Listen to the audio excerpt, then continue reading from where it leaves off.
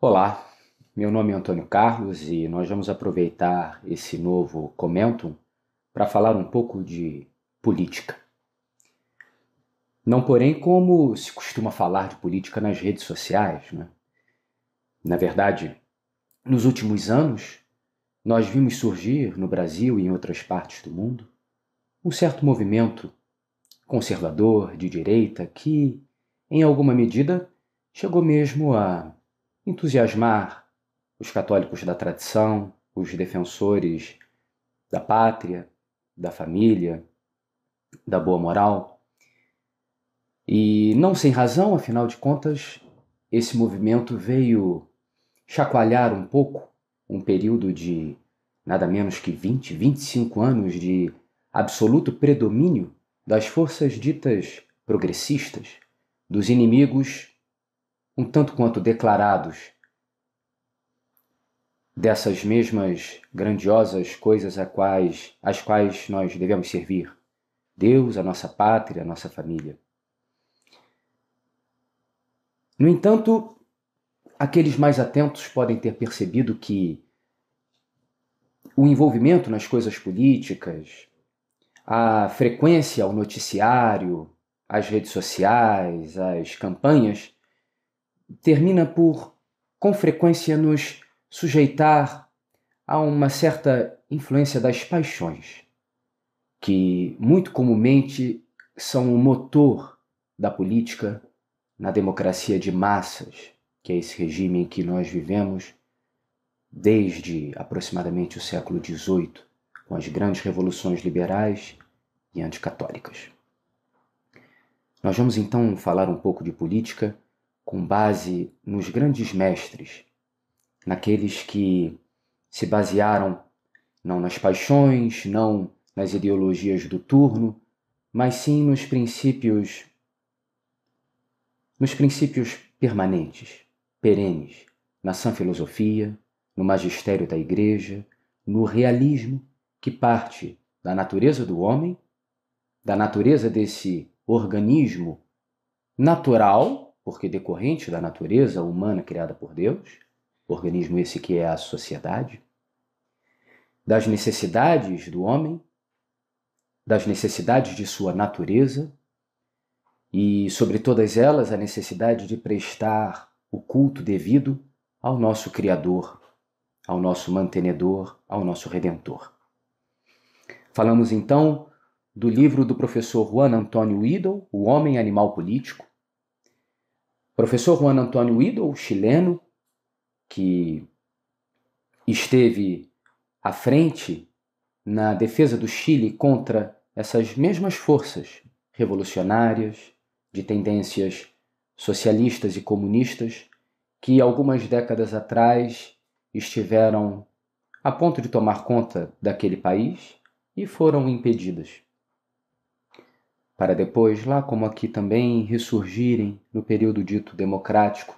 também como forças predominantes e hegemônicas. A grande importância desse livro é trazer elementos mais robustos, mais sólidos, para que os leitores da Permanência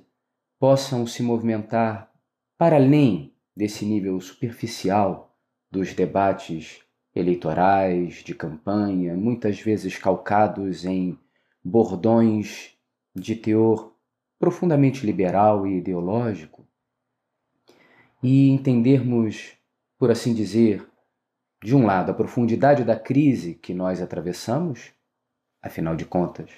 é impossível que uma crise de fé e civilizacional não desague numa crise política muito profunda. E, por outro lado, conhecermos um pouco melhor os princípios e os fundamentos da ação política propriamente católica. Porque, afinal, se há um risco no nosso entusiasmo com os movimentos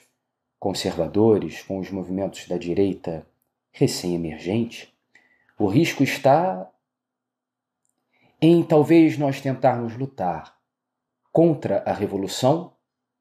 contra os estágios atuais da revolução, usando as técnicas, ou pior ainda, os princípios da mesma revolução, talvez de algumas gerações atrás. Em outras palavras, com o professor Juan Antônio Idol, nós aprendemos que para lutar contra a revolução é preciso nós nos revestirmos dos princípios verdadeiramente contra-revolucionários. Não basta contra o comunismo erguer a espada do liberalismo, erguer a espada das ideologias maçônicas, sejam elas no campo político, menos ainda no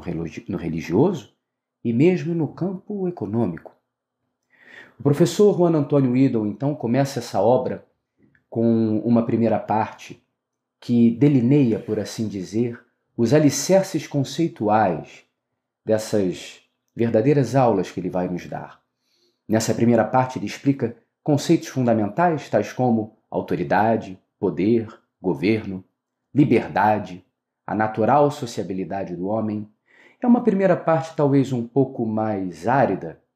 mas o leitor que tiver coragem, generosidade, magnanimidade e conseguir atravessar essa primeira parte do livro, vai depois se deliciar, quando o autor começar a explicar a ordem política nos seus fundamentos, no seu devido funcionamento, a ordem econômica, nas suas justas medidas,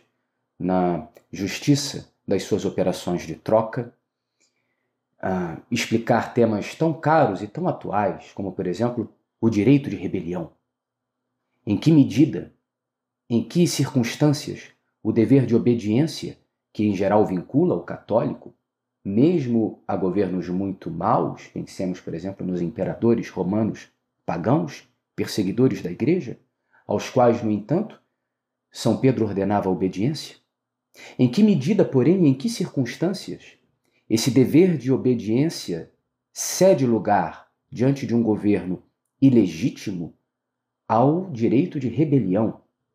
Eis um tema muitíssimo atual nos nossos dias, que o livro aborda com bastante precisão, com bastante solidez. Por fim, na última parte, o autor vai tratar das ideologias modernas, passando pelo maçonismo, pelo liberalismo, pelas raízes protestantes de um e de outro, chegando ao socialismo, ao democratismo, à democracia cristã,